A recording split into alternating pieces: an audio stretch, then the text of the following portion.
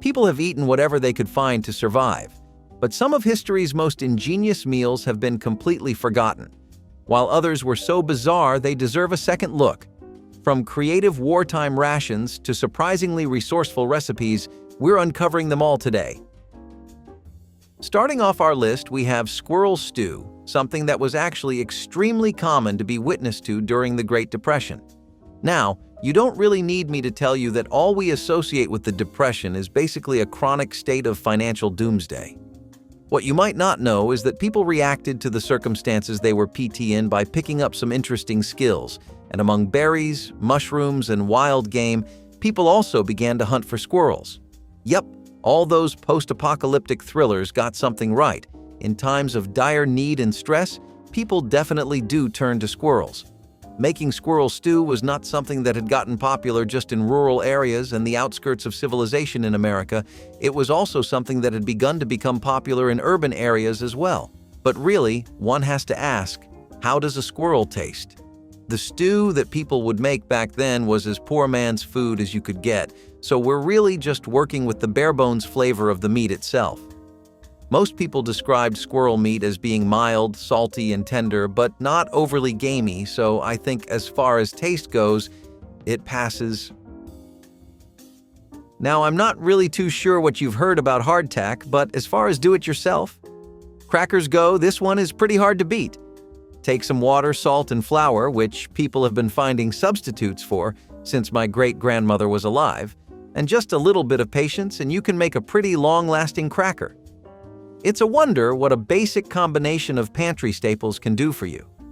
This is something that's been common information among soldiers, sailors, vagabonds, and traveling nomads alike. Hardtack is something that has deep roots across most periods of American history, pre-modern times. One fine example of that is the Civil War, since it was something soldiers ate and relied on because it was so easy to carry around.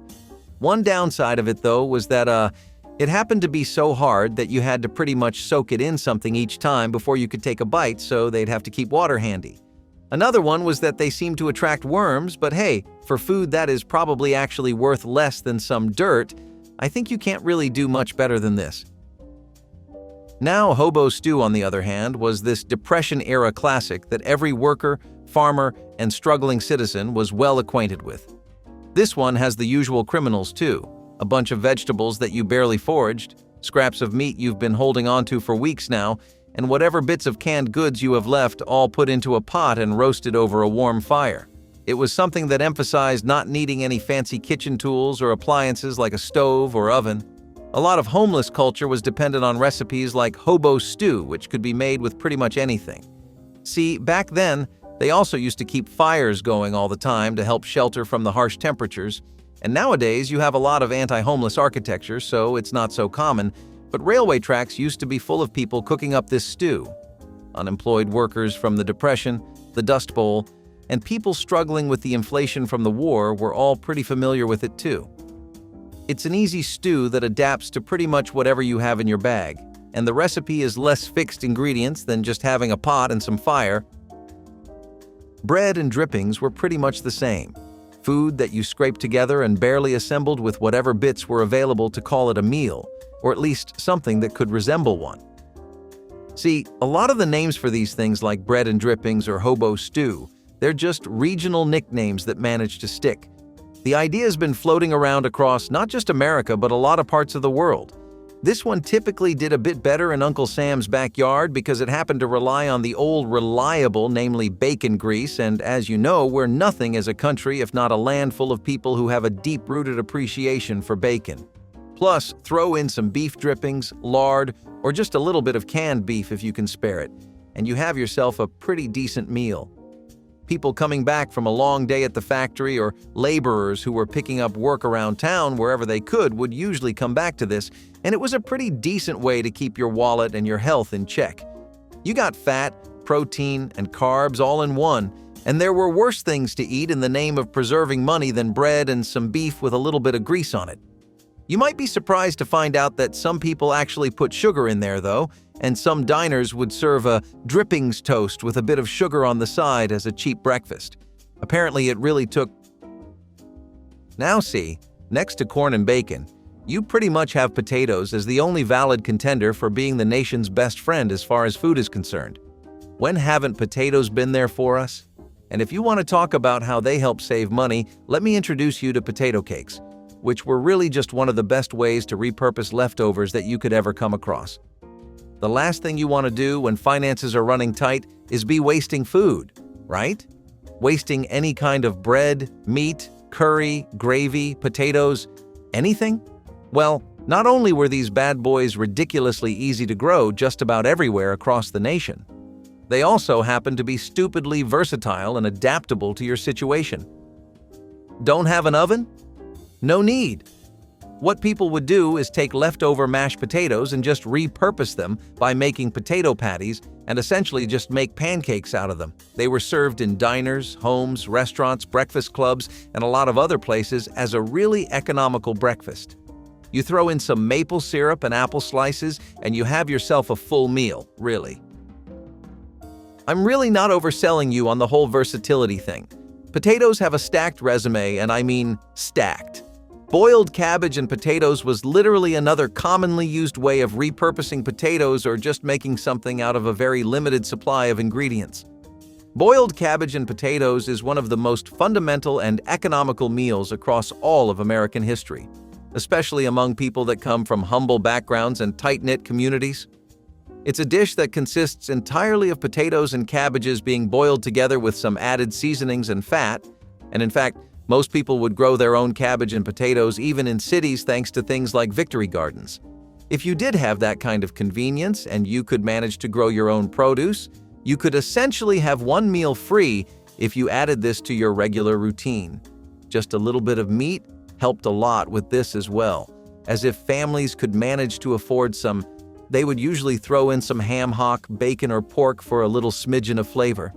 It was still pretty good on its own, though, and it's something that lasted the populace for a good amount of time throughout both World Wars and the Depression. You know, they even used to use wilted cabbage for it, because the mentality back then was to waste absolutely nothing. Now, American goulash is a pretty decent distance away from the Hungarian counterpart, but it's at least something you can definitely rely on when you're in a bit of a tight pitch as far as money is concerned. It's this ultra-cheap meal that can be made entirely in one pot, and it has some pretty basic stuff.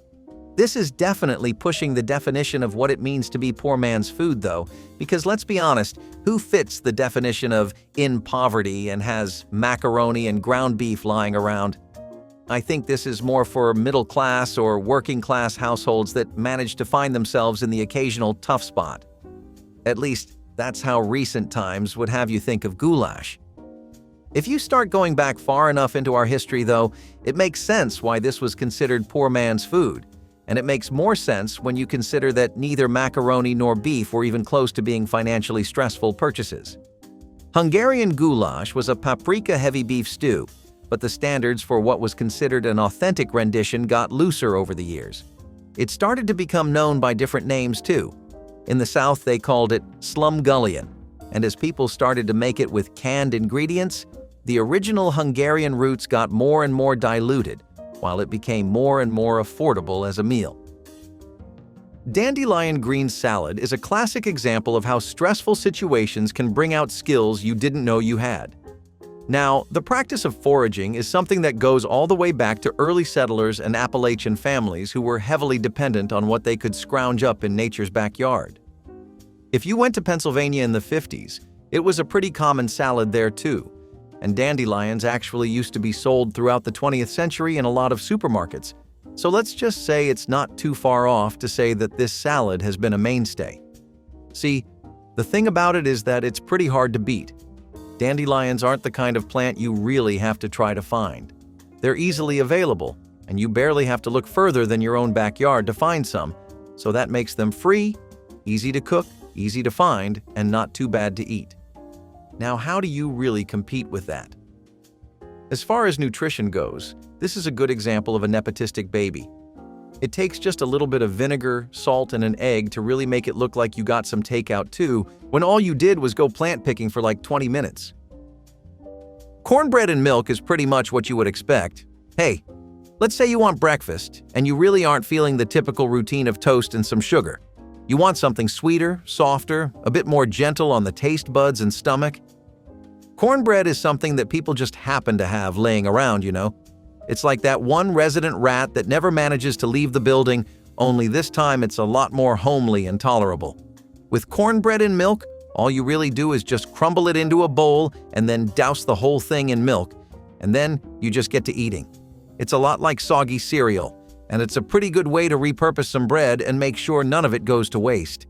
Most people in the South liked theirs with buttermilk, but a lot of people in urban cities often just win some syrup or molasses for a more sugary punch. Now, who doesn't love themselves a good peanut butter and mayonnaise sandwich? As far as breakfast classics go, this one's the undisputed heavyweight champion of them all. For centuries and centuries since time immemorial, peanut butter and mayo sandwiches have been the shoulder we've been collectively crying on as a nation. Whether it's a kid that's dreading math for their first period, an accountant that really isn't looking forward to crunching numbers for the 756th Monday in a row, or a tired housewife who just wants to make herself an easy meal for once, peanut butter and mayo sandwiches are something that fit everyone's shoes. They're dirt cheap, take nothing to make, and you can get kids hooked on them at least until their 17th birthday before they start asking for some protein for breakfast regularly. You know, though, historically, they started becoming popular through the Depression. I mean, they had always faded in and out of time, but they started to become a mainstay that would basically be the first answer off the top of your head thanks to the Depression. It was one of the only times where butter had become so expensive that toast actually became unrealistic for a lot of people as a breakfast. The United States government also had it as a staple in most relief programs and food drive efforts. So a lot of people got too used to relying on brands like Hellmann's and Duke's to get by because they couldn't even get butter anymore. Bean and weenie casseroles? Same deal. They're these one-pot meals that got really hot in the middle of the toughest times that have ever been recorded in American history. I'm talking real survivalist stuff, the kind of things you hear about when your parents try to tell you how easy you have. This one here was basically the only way most families got to enjoy the classic and timeless comfort of a casserole. It was a baked dish that was basically just canned beans, some kind of sauce or starch, usually potatoes, and some hot dogs, and it had been a mainstay of economical cooking throughout most of the 20th century. See, hot dogs were a reliable, affordable, and available source of protein, and fresh meat was something that people were fresh out of, thanks to the war rationing every last scrap of it.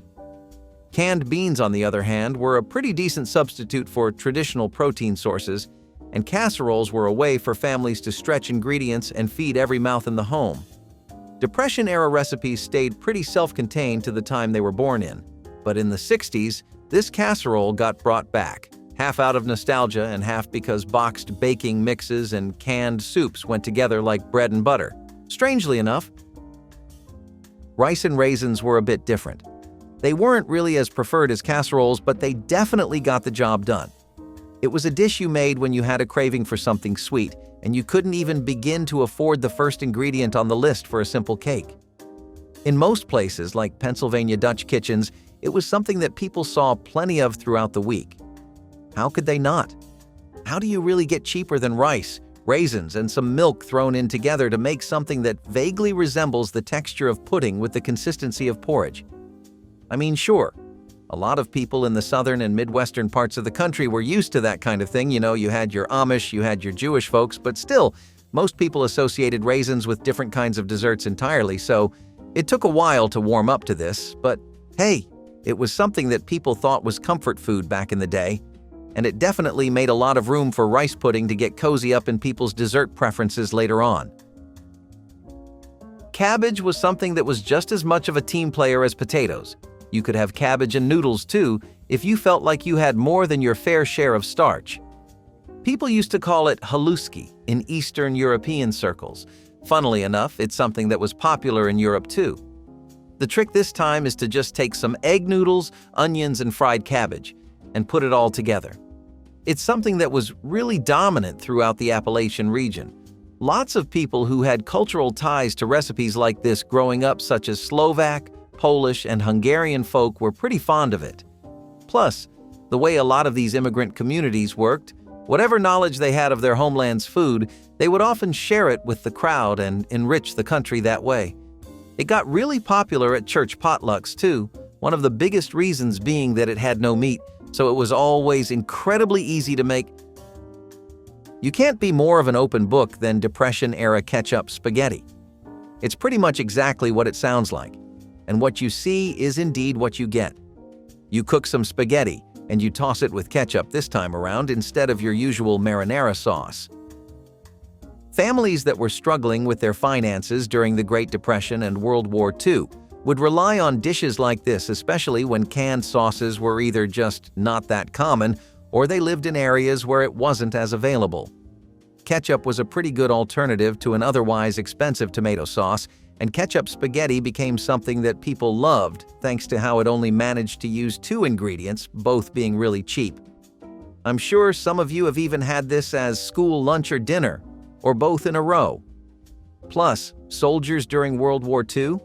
You might not believe it, but a lot of the ones that got stationed in places like Japan and the Philippines would eat this.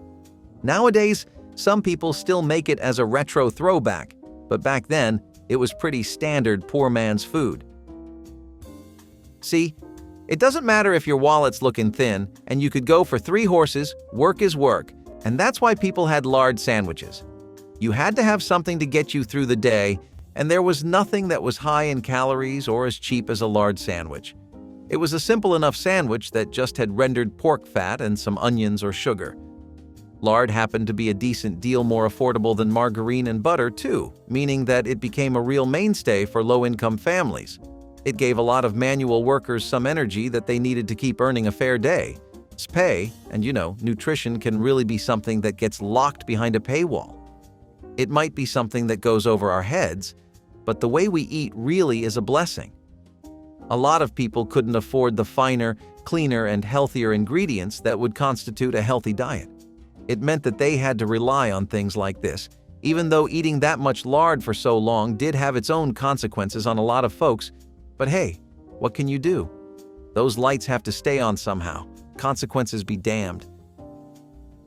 When you hear the words meatless meatloaf, it kind of makes you think what kind of oxymoron you're really dealing with here. I mean, it's kind of like saying a waterless river, right? How does that really work? Well, during the Depression, that rationing I was talking about, the one where the government kept all the nice little tenderloins and filet mignons to themselves, well, that got so bad that basically meat was largely unavailable, as in people seriously couldn't guarantee that they would have any kind of meat at all unless they could hunt it. Home cooks started to cope with the protein drought by coming up with food like meatless meatloafs, which was basically just mock food culture at its finest. It used fillers that were pretty good at filling, and that was typically just stuff like beans, breadcrumbs, potatoes, mushrooms, and other things that could mimic the texture and flavor of meat.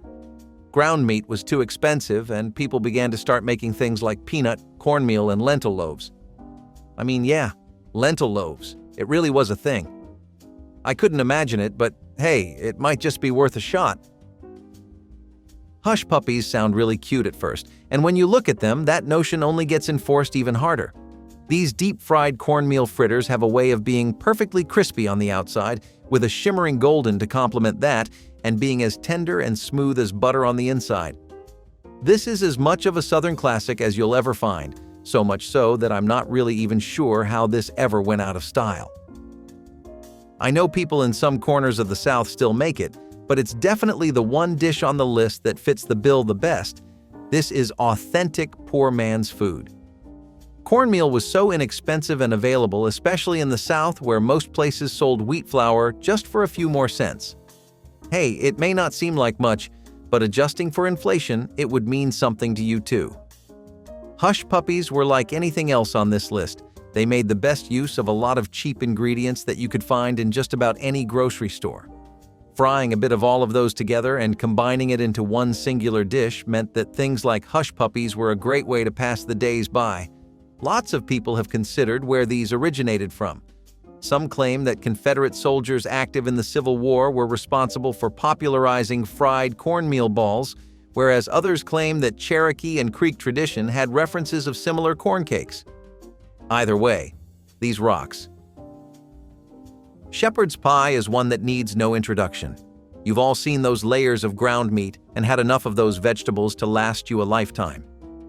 I don't need to give you the rundown on this. What I might need to tell you is that, strangely enough, this isn't an American original at all. In fact, it's something that was brought over to the country by Irish and English immigrants who had come and made their homes in New England, Pennsylvania, and other parts of the Midwest. During the Depression, immigrant communities like these became pillars of the country because they were sharing recipes like shepherd's pie, and many families actually weren't familiar with the dish at all. I know it seems like it has been around forever, but it took a while for it to have the reputation it does. People thought that the potential it had for being made with more fillers than meat meant that it could be a great pie to fall ABC on in tough times, and it made a return 30 years after the Depression too, when TV dinners made it a hot thing again. But it definitely wasn't considered poor man's food by then, nor is it considered that now. The shepherd's pie of those times looked drastically different than our own, and they took a lot less liberty with their ingredients too. I'm not really stopping the cabbage circus anytime soon, by the way. If you weren't tired of it before, I'll definitely test your patience with cabbage and bacon grease. Can you imagine what boiling cabbage and bacon grease is like? Because if not, I'm about to paint a very vivid picture. The texture of the bacon grease really solidifies the cabbage. What's usually a soft but crunchy vegetable that feels awfully light on the way down turns into an extra crispy, extra crumbly, deep-fried meal that pushes far above its God-given weight when it comes to how filling it is. Plus, bacon grease was free to a lot of people. It was just the byproduct of making bacon. And again, the mentality was to not waste anything, especially in times where terms like poor man's food were commonly being thrown around. It stretched a small head of cabbage into something that was somewhat fit to be a meal. So despite how it was lacking any real flavor profile or enjoyment, people sucked it up and ate it anyway. But out of all the cabbage recipes so far, this is one I can happily say good riddance to. Water pie.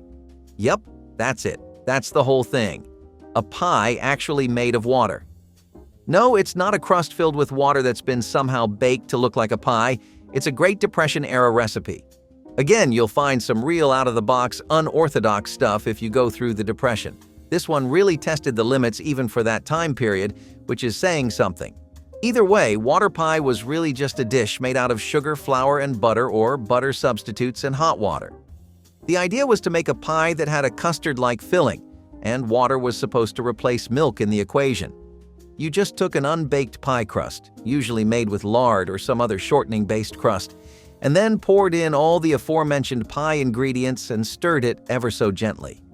You'd bake it at the usual temperature, and voila, your water pie is essentially done. The reason it worked is because the flour worked as a thickener, giving it a pudding-like feel, but really, this was a pie in name more than it ever was in practice. Sugar sandwiches are also pretty on the nose. You take some white bread, you slap some sugar on it, or some margarine, lard, or butter, whatever you manage to have that day, and then you just eat. All the better if you can toast it up on a pan or an actual toaster, because then you really have yourself a decent sandwich. Now, none of that really sounds like a recipe or a meal you put effort into, right? But think for a second about what the category of food this video is about really entails. A lot of the times, people that were regularly having what could be considered poor man's food honestly didn't have enough to spare for an actual well-rounded meal, and hey, that's definitely no news to you. But what might be interesting is that the meal that took the most hits was always breakfast. People couldn't do without their dinner, and they definitely couldn't do without their lunch, else those midday shift breaks would be draining instead of refreshing, and then how would you go to work? But see, breakfast. Now breakfast was something people could cut corners with.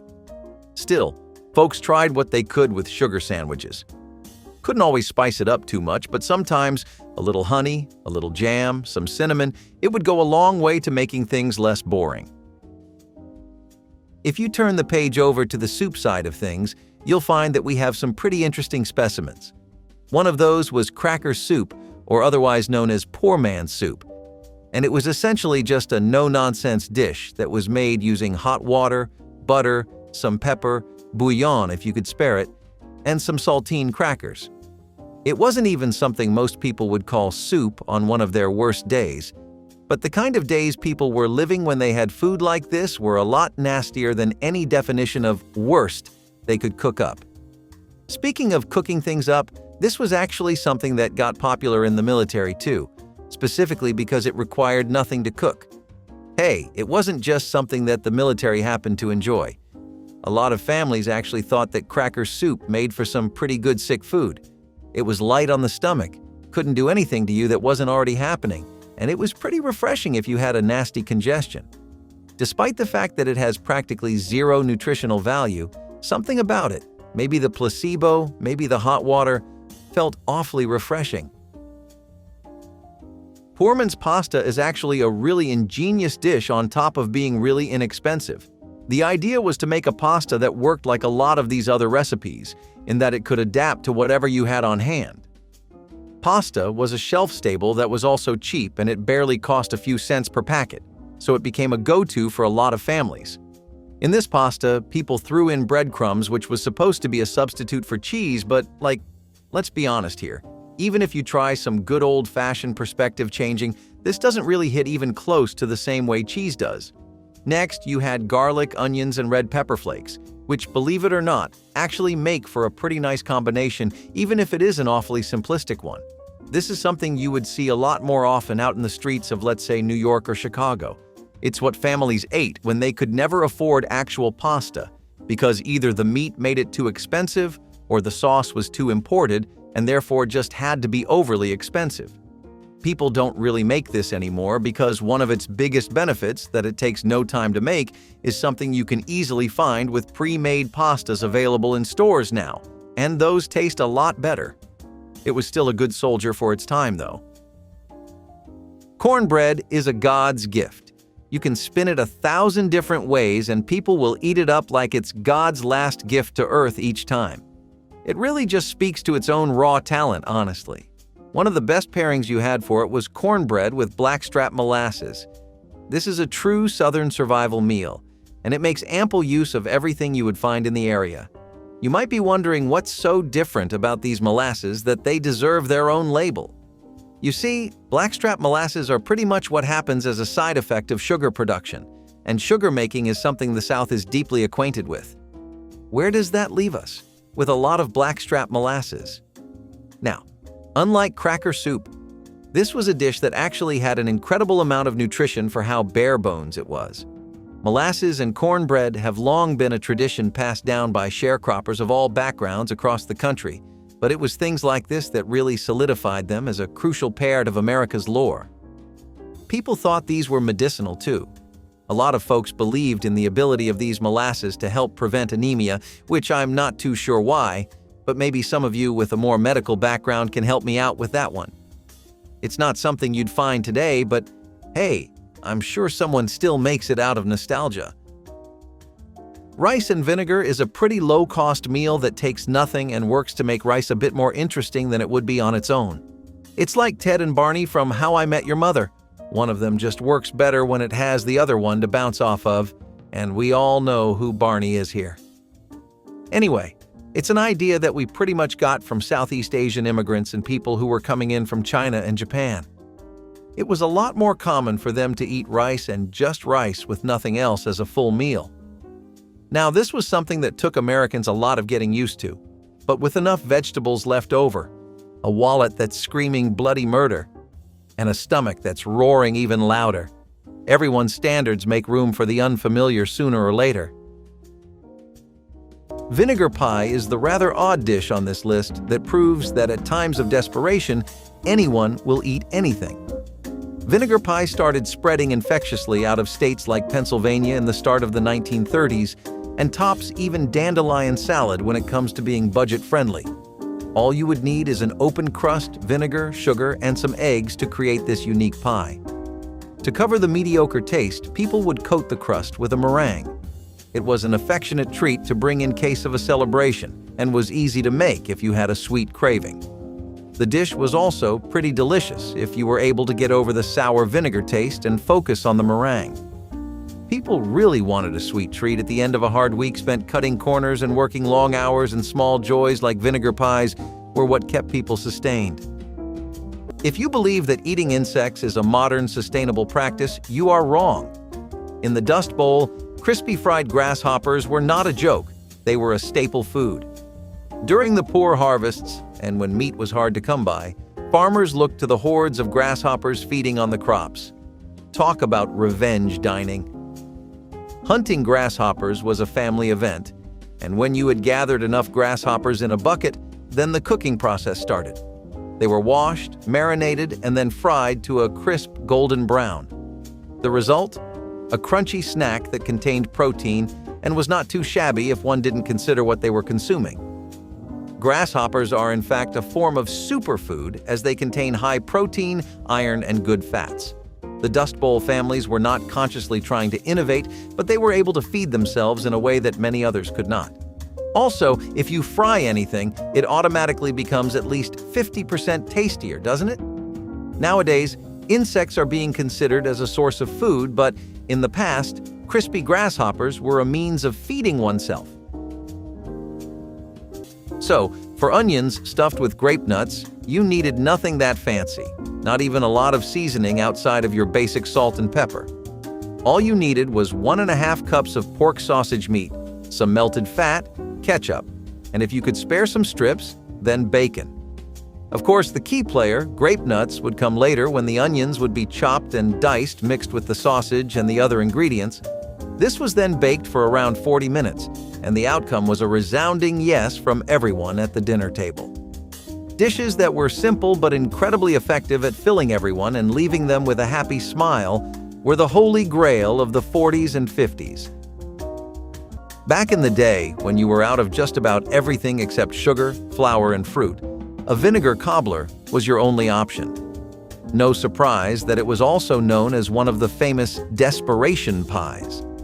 Desperation pies are pies in American cuisine made using staple ingredients like butter, sugar, eggs, flour, and any other ingredients that cooks had on hand to complement them or substitute for ingredients that were out of season or too expensive.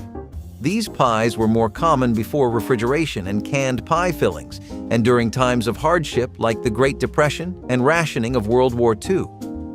When fresh fruits were hard to come by, people turned to vinegar to mimic the tartness of fruits like apples and lemons. This cobbler used a mixture of vinegar, sugar, and spices to create a filling that, when baked, tasted surprisingly similar to a fruit cobbler. Instead of chunks of fresh apples, those on a budget would use apple cider vinegar to fake the acidic taste. The crust was made from basic pantry staples like flour, sugar, and butter or lard. The dish reportedly tasted like a custard made from salt and vinegar chips, a rare dessert that leaves the roof of your mouth tingling. Hoover stew was one of those dishes that anyone could afford to make, so it is no wonder that the stew was a common item in the Great Depression. Hoover stew had two signature traits. It could feed the whole family, and you could have the dish without exceeding the monthly budget. As for the recipe, the dish involved using scraps and leftovers to increase savings and recycling in a time when households could not afford a lot. You did not need many spices, and you could easily use leftover meats. In an America where banks were going bankrupt and the job market was hopeless, the stew was a welcome addition. Obviously, it would be a popular choice among many households, as our older viewers might still remember. Fortunately, as economic stability came back, Hoover stew went away from tables in favor of more flavorful and varied stews. When life hands you a cow but almost nothing else, you cook the cow's brains. Fried cow brains, or calf's brains, if you want to sound a bit more gourmet, was a Dust Bowl specialty not because people wanted to eat it, but because they had to. They were not fastidious in the past. When you had to fight for your life, you ate everything that was on the animal. Now I know that fried cow brains may sound like something that shouldn't even be considered food, let alone something that might be considered delicious. For this dish, brains were washed in water or milk, dredged in flour, and fried until brown and crispy. Consider them as the first-generation chicken nuggets, if chicken nuggets had a soft core and came with a helping of angst. The flavor? It was mild, almost buttery, and that was the reason why nobody fled from the dish when somebody served it. Cow brains fried were dense in nutrients, especially protein, and thus a good meal during famine. While nowadays people might shudder at the thought of consuming brains, in the past, it was simply Tuesday's supper. And hey, if you put some gravy on top, it might just seem like you're eating gourmet food. If people can make an entire fake fish fillet and still be pretty satisfied with it, then other meaty wonders like liver definitely are not too far off the horizon, and chopped liver substitute would eventually prove that right. Something that became incredibly popular in the war-torn landscape of America because all it took was some onions, green lentils, walnuts, and salt and pepper. You had to make a paste out of it to get the texture of chopped liver down, and in terms of taste, this was a completely new experience, yet a significantly cheaper and easier one. It was much easier to get ingredients like these than good quality liver back then, and a lot of citizens stuck with this recipe even after the dust settled because they liked how healthy of an alternative it was.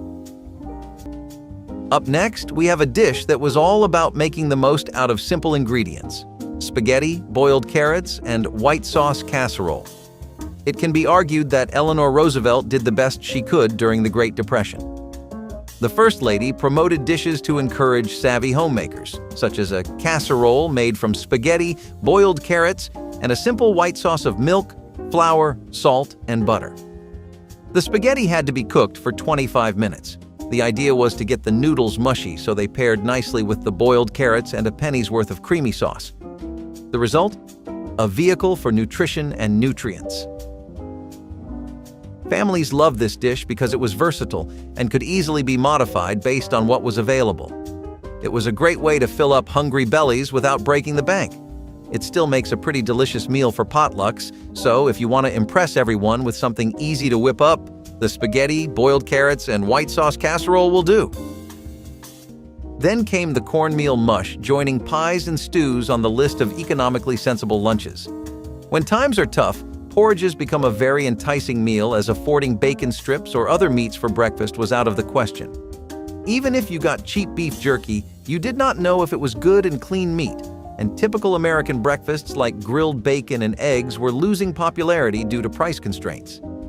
People needed their 7 a.m. nutrition, so cornmeal mush, an incredibly healthy dish, became popular. Topping the cornmeal with maple syrup, or in some cases a thick sausage gravy, elevated it in the taste department. It was not much of a fan favorite though, because the mush did not last long after the economy settled.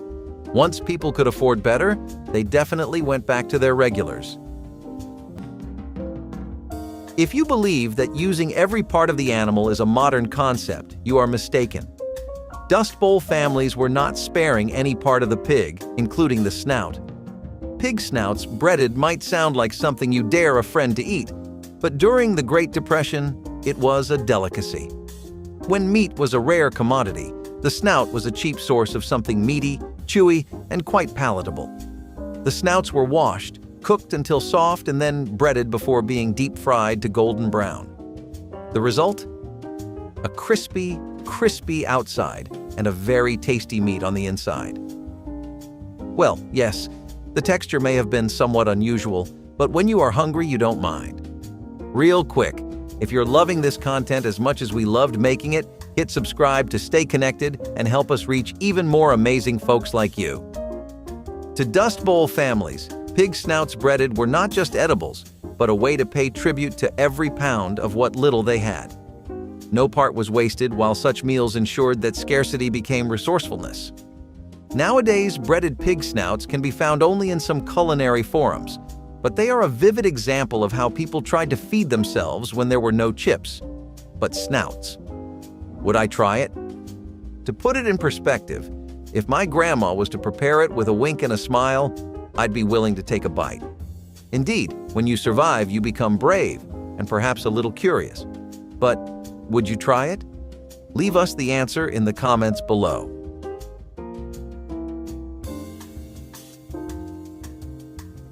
Ever thought you would have a cassie with no meat in it?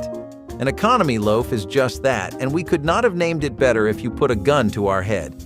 Using potatoes, peas, flour, eggs, and some basic seasoning, this was a loaf made entirely of alternatives to meat, so for vegans it is a recipe to keep in mind throughout the ages. But in the rationing-ridden times of World War II, it was a godsend to have this quick and easy loaf. It was even popular enough to be in cookbooks like The Modern Hostess, even its special patriotic edition. Roosevelt's presidency really saw some gems, right? The Great Depression might not have the most appetizing recipes, but the era did give the world the Kraft macaroni and cheese dinner. In 1937, Kraft heard about a salesman for the Tenderoni Macaroni Company of St. Louis going rogue and selling his noodles with packets of Kraft grated cheese attached. They hired the man to promote the concept and started selling it to cash-strapped Americans at the low price of 19 cents for 4 servings. Some variations of this comfort food even included cooked vegetables or even a can of tuna. It was a great way to feed the family without spending a lot of money, and it quickly became a favorite for kids and adults alike. Even today, it remains a beloved comfort food. Boiled carrot sandwiches was created from the weird culinary gap left by increasing prices and thinner savings accounts. Like we said, people wanted vegetables that ticked the cheaper and tastier most boxes for them. However, even that was getting tough. Some of the worst stretches of the Great Depression left people with frustrations and creativity alike. Whipping up dishes like this was common, and the boiled carrot sandwich definitely stayed during the time because of its simplicity. Americans love a good sandwich, and they adore an easy-to-cook filling. Boiled carrot sandwiches definitely met most of the criteria, as roasting cheese to create an open-faced sandwich was a popular choice. Suffering the same fate as other dishes on this list, the boiled carrot sandwich eventually died out as economic growth increased in America. If you always believed that only the drippings can be used to make gravy, then you are wrong.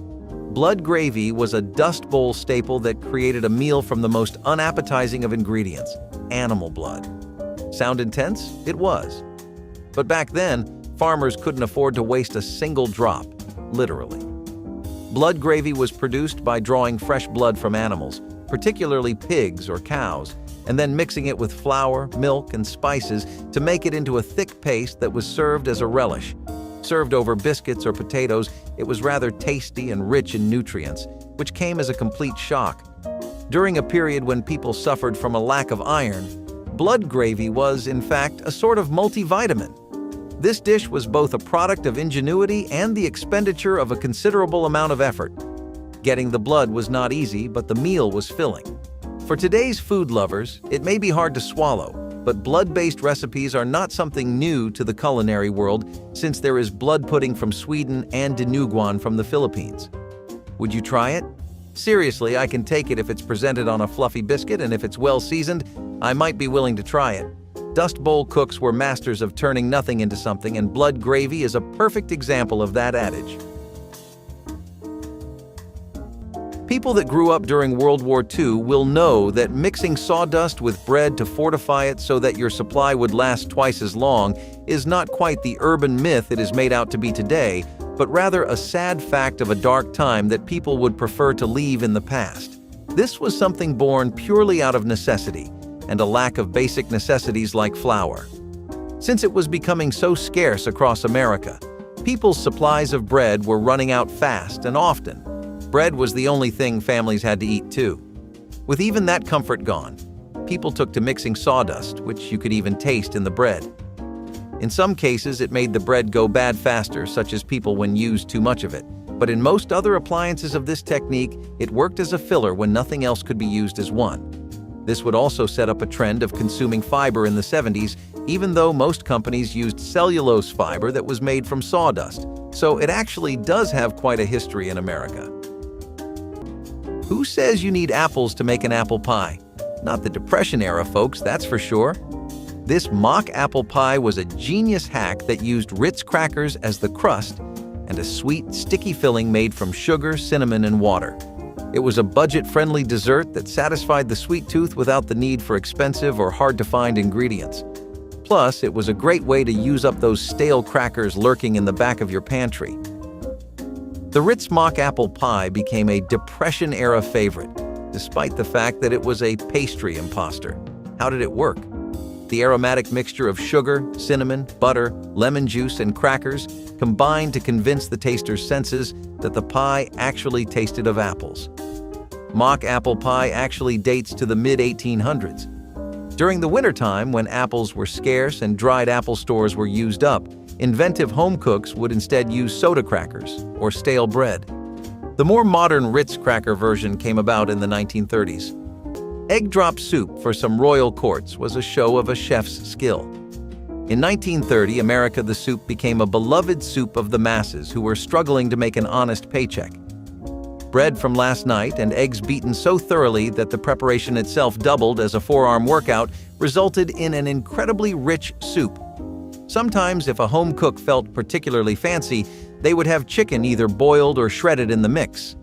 Using the chicken stock was also a common way to not let anything go to waste, since getting the most bang for your buck out of poultry became a habit of everyone. Most would just have this with eggs and throw in some ginger, chives and olives, or anchovies. We would definitely like to see this make a comeback with a less cost-oriented version that really explores the dish.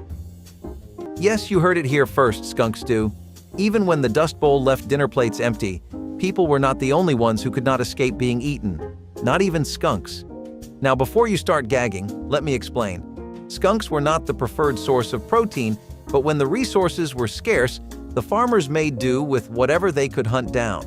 Cooking skunk stew was not for the faint-hearted. First, you had to, de-skunk the skunk. It was mandatory to have the scent glands removed unless one wanted the house cleared faster than a tornado. After washing, it was cooked with what vegetables and spices were available. The result? A rather soft and gamey meal that was palatable though, but not one that would make me eagerly look forward to the next meal.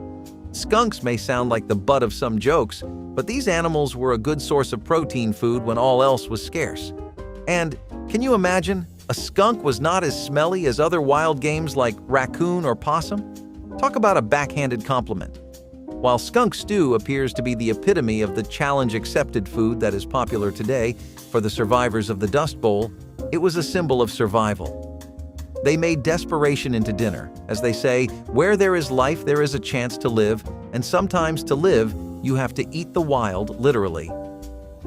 Mock cuisine in general really saw its heyday during the harsh times of rationing, especially with all the things that were famously eaten before times got so bad, like brain. People wanted more of their favorites, even if they had to compromise in some way. And things like mock brains would become really popular as a result. Known for being quite heavy on the seasoning and being laced with fat, they incorporated basic spices like hickory smoke, paprika, and garlic. People would typically have it with a tomato sauce if they could spare the ingredients, and it definitely scratched that itch that lots of US meat lovers were having around the nation. Who would have thought that weeds could be a meal? Well, during the Great Depression, dandelion greens were a common sight on dinner tables. This vitamin-packed ingredient is foraged by Italian immigrant women in New York City. These bitter, leafy greens were rich in vitamins and minerals, making them a nutritious addition to any meal. People would often sauté the greens with a bit of bacon or lard, garlic, and onions to balance out the bitterness. They could also be used in salads or added to soups and stews. So, if you ever spot dandelions growing in your yard, remember that they're not just weeds. They're a delicious and nutritious green that can be enjoyed in a variety of ways. Just make sure they haven't been treated with any chemicals before you eat them. Potato pancakes are one that we are very sad to have seen fade away from the arsenal of home chefs. Pancakes made with matzo or applesauce topped with garlic or fried onions made for such a mouth-watering meal. Low-income households back in those times were struggling to buy produce. Farmers' markets were uniformly unaffordable for middle-income households due to creeping inflation. People needed a vegetable that was cost-appropriate and easy to make in batches. Enter the potato pancake, which revolutionized the breakfast scene in a struggling time. As times improved, people slowly started going to more fancier and creative breakfasts, unfortunately leaving simpler dishes behind. Potato pancakes took a backseat in the face of changing food and economic trends, but anyone from the era will rave to you about the godsend these were. What's for dinner? Oh, just a small something that came in from the backyard. Yes, the tumbleweed casserole was a real dish during the Dust Bowl, which just goes to show you that when the going gets tough, the tough make casseroles out of tumbleweeds. Tumbleweeds, those rolling shrubs of the Wild West screen, are actually technically, or at least partially, edible. Not fancy for the tongue, but we are hungry to the bone. Let's give it a try, edible. The process began with the boiling of the tumbleweed leaves to reduce their coarse feel and also to reduce the bitterness of the leaves. Then they'd get layered with whatever ingredients were available, maybe some scraps of meat, potatoes, or canned goods if you were lucky. The result? A surprisingly substantial, earthy-flavored casserole that was as much about sustenance as it was about taste. Tumbleweed is very fibrous and even has a few vitamins in it, so it wasn't the worst thing to eat when fresh greens were scarce. Moreover, tumbleweeds were free and easy to come by, nature's grocery store if you will. Though you'll never see it on the dinner table. Tumbleweed casserole represents Dust Bowl endurance. Would I eat it? Well, I'd need a serious pep talk and a lot of seasoning. But hey, if the tumbleweed can take the hot winds, then it should not be a problem on my plate. Shortages were extremely common right up to before Pearl Harbor and especially after it. This is what led to things like Woolton pie dominating the mainstream, even though the dish would probably not see the light of day in normal circumstances. It is just that things like pies, loaves, pizzas, etc. had all become unattainable desires that were out of the public's grasp, more or less.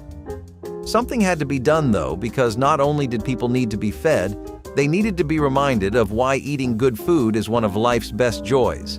A hot, nice meal can do so much for a person's soul in times of conflict and uncertainty. And Woolton pies, despite being made entirely out of vegetables, not only gave your body the health boost it needed, but they felt comforting to share with your family. Another meatless option, lima bean and peanut loaf, was a creative way to get your protein during the Depression. It's made by combining cooked lima beans, peanut butter, and breadcrumbs to form a loaf. The result was a savory loaf with a nutty flavor and a satisfying texture. It was an excellent meatless option for families looking to stretch their food budget. Plus, it was a great way to use up leftover beans and peanuts, ensuring nothing went to waste. Lima bean loaf allegedly tastes a bit like falafel, but is best with lots of highly seasoned gravy. This dish might sound a bit unusual, but it was a creative solution to a common problem: getting enough protein without emptying their pockets. Mock apple pie is another delicious dessert that clicked with masses across the nations during rough times. As apples were getting expensive, people were looking for cheaper alternatives. That is when the mock apple pie entered. Resemblance is one thing, but if the pie looks and tastes like it, then it might as well be an apple pie.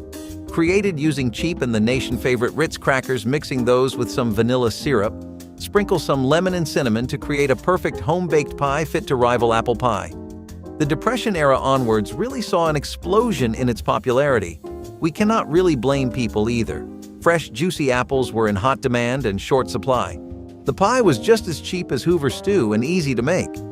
Nowadays, of course, you would not find this in houses you go to, despite it being popular enough that Ritz had instructions on the back of the box on how to make it.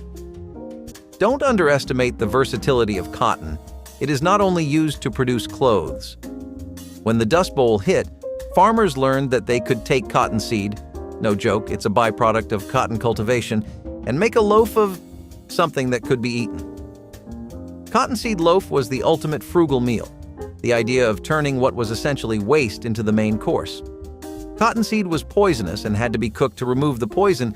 Then it was ground and then added to flour, water, and whatever spices and leftovers people had. It's sort of like a meatloaf's distant relative, only there is no meat and, well, there's not a whole lot of taste. The loaf was heavy, tough, and by no means delicious, but it was quite healthy to sustain the people. The idea was not entirely radical. Cottonseed is very high in protein, and since it was already being fed to animals, it was only a short jump to try it out on humans. Spoiler alert, they could, but at the cost of a little pain. When the options are between cottonseed loaf and nothing, then the cottonseed loaf does not look too bad at all. Moreover, it is a good lesson on how people have to exist with what they have, even if what they have is cotton. No, this isn't a prank. There really was a dessert called sawdust pie, and people really did make it during the Dust Bowl. And yes, sawdust was used. Cottage cheese being used as a substitute for meat is another factor of cooking that you probably never thought was possible, but is actually well documented. Even the Department of Agriculture agrees that it is a pretty rocking substitute for meat as it contains a lot of protein. And when you need to get your macros in on a budget, you cannot be complaining about the source. Sure, everyone would love to fulfill their battle-action protagonist fantasies of chowing down trays and trays of meat, but we only need so many grams of protein in a day to make a bulk. Dry curd cottage cheese especially contains more protein per pound than beef or lamb, and only chicken and veal beat it at that game. It seems there is a lot of cooking know-how that can be picked up from Americans living in those times. So, peanut butter stuffed baked onion might sound strange, but trust me, it's worth a try. We're taking a whole onion, hollowing it out and stuffing it with peanut butter. Then, we're going to bake it until the onion is caramelized and sweet. It sounds like an odd pairing, but the salty, creamy peanut butter and the sweet onion actually complement each other really well. This dish was a unique way to combine protein and vegetables. It might not be everyone's cup of tea, but it was a clever way to make a filling meal out of inexpensive ingredients. Plus, onions were a staple in many households because they were stored well and added flavor to almost any dish. It was one of the more outlandish food recipes to come out of the Great Depression, and food historians Andrew Coe and Jane Ziegelman, authors of A Square Meal, are certainly no fans. So am I. Dandelion salad might sound like a fairy tale-like name for an incredibly frugal but delicious meal. By now, you might have noticed the scavenger vibe in terms of ingredients of the dishes so far. People making anything out of whatever they had on hand. Economic downturns often feature lifestyle changes, and the Great Depression was no other, sending people on a scramble to find and eat anything. Dandelion salad took scramble seriously as the meal involved finding and foraging dandelions. You would cut out all the roots, flowers, and waste to make the dressing for a very healthy salad. For people, especially those on a diet and a budget, this was a godsend. For a garnish, all people would usually put on it was lemon juice and olive oil, a dash of salt, and you were good to go at basically no cost. You might think that boiled animal hooves are something that only a survivalist would eat, and indeed, during the Dust Bowl, they were the only thing keeping some families going. When meat became unaffordable and gelatin packets were a luxury, hooves came in handy, literally and metaphorically. Animal hooves, preferably cow or pig, were used and boiled to make a broth that was as useful and as ugly sounding as it can get in our ears today. The long cooking process tenderized collagen present in hooves and made it into a natural binder for soups, stews, and even sweets. Yes, you heard it correctly, desserts. Gelatin from hooves was the secret behind the wobble in aspics, jellies, and custards. This was not about getting by. It was about getting the most out of each part of the animal. Hooves cooked were a rich source of protein and minerals and were a great food source during the lean periods, and even though they were not the most attractive, they ensured that bellies were filled and bodies were built. Today, such concepts as boiling hooves may cause some people to have goosebumps. However, in those days, it was business as usual. Dust Bowl meals were about subsistence, and at times, subsistence entails getting creative with what is available, or hoof. Bubble and squeak was something that completely fit the situations most people would find themselves in during the war, because this dish is all about the leftovers. Usually, Sunday dinner's leftovers would be used in a bubble and squeak to make sure nothing went to waste. Plus, people would definitely take that sentiment to heart when it came to holiday dinners where there were enough things left to constitute at least 2 or 3 meals the next day. Usually, this dish is made with potatoes and cabbage and is fried, so it goes properly and amazingly with some potato flotties or other items on the list. Maybe you can take a note from people's books the next time you think you have nothing to eat, but plenty of things still left in the fridge. Prune pudding was one of the more niche dishes that were created during the Great Depression. What really was surprising was that prune pudding extended to the upper royalty as well, since even prominent VIPs would also be real low budget with how they eat.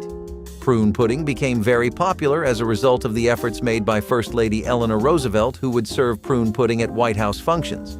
It stained the White House's culinary track record, sure, but earned massive points with the struggling American people.